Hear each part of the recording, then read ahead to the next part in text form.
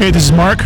And I'm Taylor, and we are from The Pretty Reckless, and you are listening to 105.1 The Blaze. Gus with 105.1 The Blaze, here with The Pretty Reckless. A kick-ass show, like I just said. That was absolutely awesome, and we got to hear some new music from the album which came out yesterday. Congratulations on the new album. Thank you very much.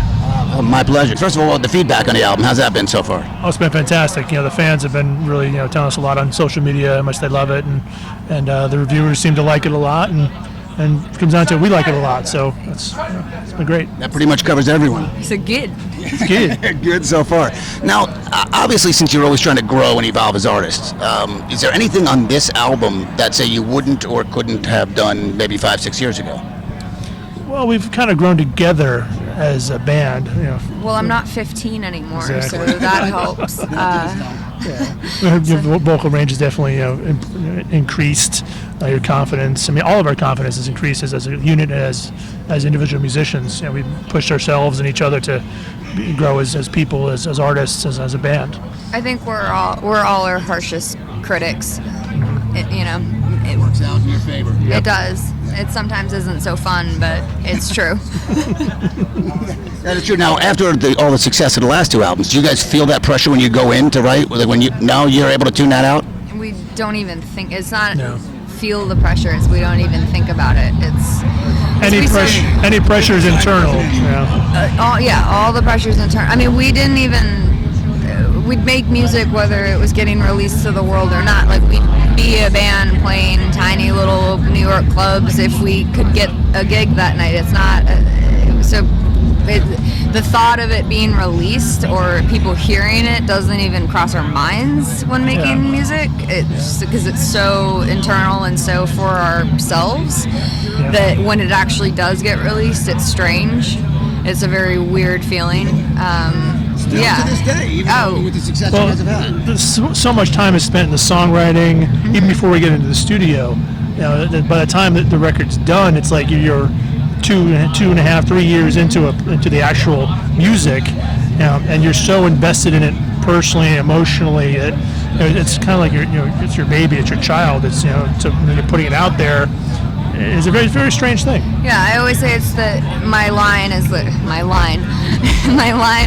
it's mine, it's ours, and then for so long, and then suddenly it's put out into the world, and once it's released into the world, it's no longer mine, it belongs to everyone, and I don't, and my babies are everyone's now. Grew up and moved out. Yeah, it's like sending a kid off to college or something. You do your best, and then you put it out, and you see what happens. Yeah. Fascinating. Now, your song "Take Me Down," which is awesome, by the way, obviously deals with making a deal with the devil. Other than rock and roll, is there anything that's worth you guys making a deal with the devil? Well, the devil being a metaphor, obviously. For us, at least. That question is different for everybody. I don't think. Which one part of what's cool about it? Yeah, I think Take Me Down was obviously inspired by the Robert Johnson going out of the crossroads, selling his soul for music. I essentially sold my soul for music. I gave up everything for it. We all have, and I think that but that's a very kind of simple story way of talking about that song. In reality, it's being in love with something so much that whether it be a person or music or whatever it is, being in love with something so much that you're so desperate to be good at it or have it that you're willing to give anything and everything for it, even if that means your soul. And in our case, that means rock and roll. All right, you know what? We'll get you guys out of here. We'll go one last question. Your favorite concert, best concert you've ever been at that you didn't play at? I saw AC/DC on the Black Ice tour, and they were amazing. We opened for Soundgarden in Quebec to 90,000 people, and that was awesome. We were missing Matt Cameron, who's one of my favorite drummers, but Matt Chamberlain was playing, who is also one of my favorite drummers. So he covered the gig fantastic. We were all, it was great. Knowing his playing from previous bands and artists that he'd played with. I think all of us were a little concerned about, how's he going to cover Soundgarden? It seemed kind of out of his wheelhouse, but when you saw him playing, you were like, oh, he's killing it, dude. No, it was awesome. And I'll leave it there. Soundgarden. Yeah, it's hard to. Which, How to review.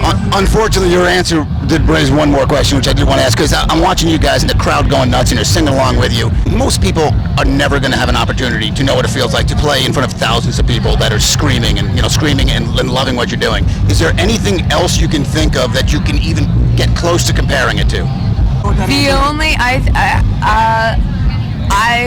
have a very deep respect for comedians because they do not have. I mean, to be alone on a stage and no net, no drums, no loud amps, nothing to hide behind. I think that in one way, I think it's one of the highest art forms out there. Control the room like that. To take control of a room like that, and so whether that be a small room or a large room, when comedians are on, I mean, Larry David to me is the Beatles of comedy.